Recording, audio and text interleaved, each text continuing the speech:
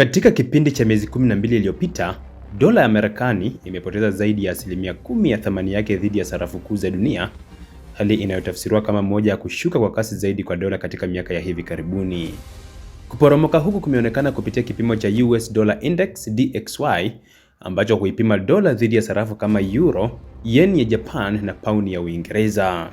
Mwelekeo huu umeibua mjadala mpana kuhusu mustakabali wa dola kama sarafu kuu ya kimataifa na umeanza kubadilisha mienendo ya masoko ya fedha duniani. Sababu kuu inayotajwa kuchangia kushuka huku ni matarajio ya mabadiliko ya sera za kifedha za Benki Kuu ya Marekani, yani Federal Reserve.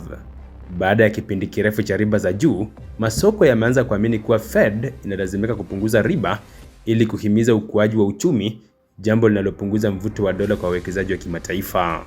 Wakati riba inaposhuka, faida ya kushikilia mali zilizo katika dola kupungua, na hivyo wawekezaji wengi kuanza kuelekeza fedha zao kwenye sarafu nyingine au mali mbadala kama dhahabu.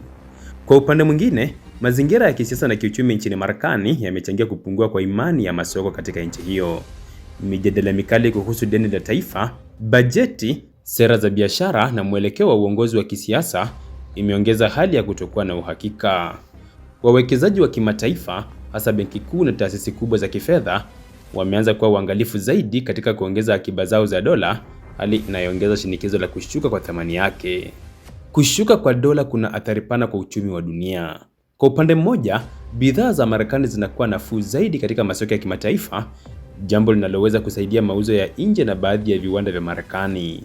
Hata hivyo, upande wa pili ni kwamba bidhaa zinazoingizwa Marekani kutoka nje zinakuwa ghali zaidi, hali inayoweza kuongeza mfumuko wa bei kwa watumiaji wa kawaida.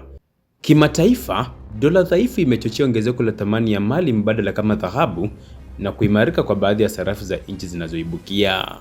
Kupoteza kwa zaidi ya 10% ya thamani ya dola ndani ya mwaka mmoja si tukio la kawaida, bali ni ishara ya mabadiliko makubwa katika mfumo wa fedha wa kimataifa.